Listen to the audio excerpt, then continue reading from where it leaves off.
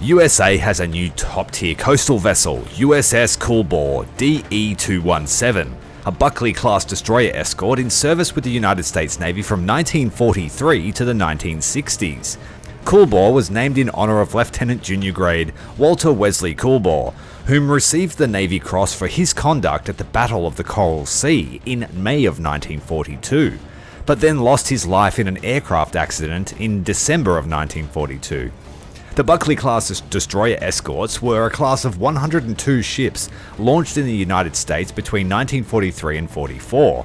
They served in World War II as convoy escorts and anti-submarine warfare ships. The lead ship USS Buckley was launched on the 9th of January 43.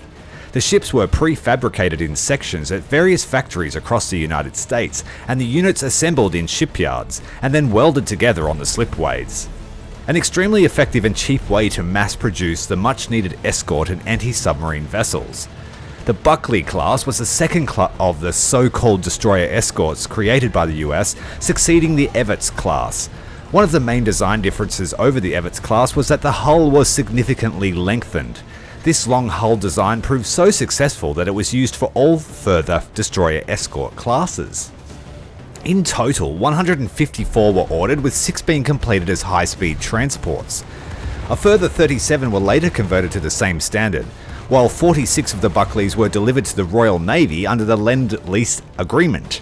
These 46 were classed as frigates and named after Royal Navy captains of the Napoleonic Wars, forming part of the Captain-class frigate. The Buckley class's main armament was 3 5-inch 50 caliber guns in dual-purpose open mounts. For anti-aircraft defense, the Buckley class carried 4 1.1-inch guns or 2 Bofors 40mm L60 guns fitted in the X position. These were not included in the Captain class.